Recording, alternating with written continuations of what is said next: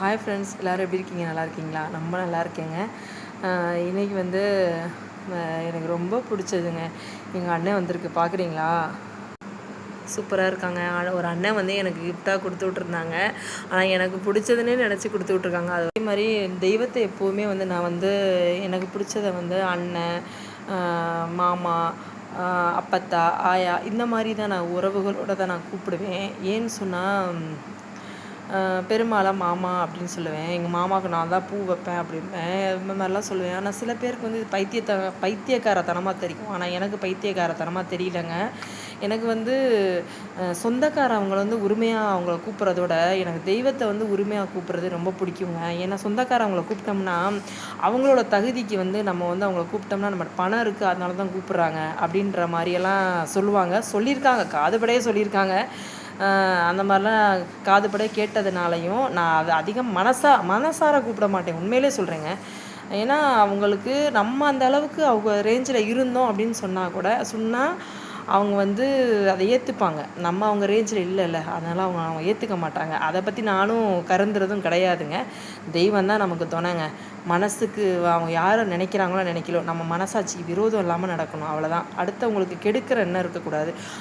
அவங்க நம்ம கெடுத என்ன நினச்சாலுமே அவங்களுக்கு நல்லதே நினச்சிட்ருக்கணும். அவங்கள பற்றி யோசிக்கக்கூடாது. அவங்களுக்கு கெடுதலும் நினைக்க வேண்டாம், நல்லதும் நினைக்க வேண்டாம். நம்ம பொழப்ப நம்ம பார்த்துட்ருப்போம் அப்படின்றது தான் என் மனசில் உள்ளதானே நான் சொல்கிறேன். நம்மளை கெடுக்கணும்னு நினச்சா கூட அவங்களுக்கு நல்லதும் நினைக்க வேணாம், அவங்களுக்கு கெடுதலும் நினைக்க வேண்டாம். அதே மாதிரி நம்ம பொழப்ப நம்ம பார்த்துக்கிட்டு இருப்போம். அப்படியே நம்ம பொழப்பு ஓடிக்கிட்டுருக்கோம் அப்படின்ற மாதிரி தான் என்னுடைய மனசாட்சி சொல்லும். எதாவது உரிமையாக அண்ணன்ட்ட பேசிக்குவேன். அண்ணன் தான் முருகனை பிடிச்சுன்னு தெரியும்ல. சின்ன பிள்ளையிலேருந்தே அப்படியே எவ்வளோ அழுகிறதா இருக்கட்டும், ஆக்ரோஷமாக பேசுகிறதா இருக்கட்டும், அண்ணன்ட்ட தான் பேசுவேன். நான் என்ன நினைக்கிறேன்னா அண்ணனுக்கு தெரியும். அதே மாதிரி நான் சொந்தக்காரவங்களை வந்து ரொம்ப இன்ட்ரெஸ்ட் எடுத்து நான் இது பண்ணிக்கிறதே கிடையாது. ஏன்னு சொன்னால் நம்ம கஷ்டப்பட்டு நம்ம எப்படி பண்ணுறோம் எல்லா இதுக்கும் நம்ம அப்படியே மிதித்து கீழே விழுகும் போதெல்லாம் நம்ம வந்து கை தூக்கி விடுறதுக்கு வந்து கிடையவே கிடையாதுங்க தெய்வத்தை தவிர. அதனால் வந்து அப்படியே வெறுத்து போச்சு, வெப்சாகி போச்சு. அதனால் நிறைய மன உளைச்சலெல்லாம் ஆயிட்டேன். அதனால் வந்து இனிமேலுக்கு நமக்கு வந்து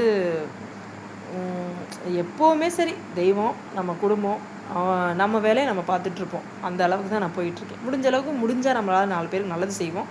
இல்லையா, நம்ம கெடுதலும் நினைக்க வேண்டாம். நம்ம பொழப்பை பார்த்துட்டு நம்ம போயிட்டே இருப்போம் அப்படின்ற ஒரே ஒரு கொள்கையோட தான் தெய்வமே துணை அப்படின்ட்டு என்னுடைய வாழ்க்கையை பயணம் பண்ணிகிட்டு இருக்கேன். எல்லாமே என்னுடைய வாழ்க்கை எப்படி இருக்கோ அந்த தெய்வத்துக்கு மட்டும் தான் தெரியும், யாருக்கும் தெரியாது. என்னை அழிக்க நினச்சாலும் தெய்வத்தால் மட்டும்தான் அழிக்க முடியும்.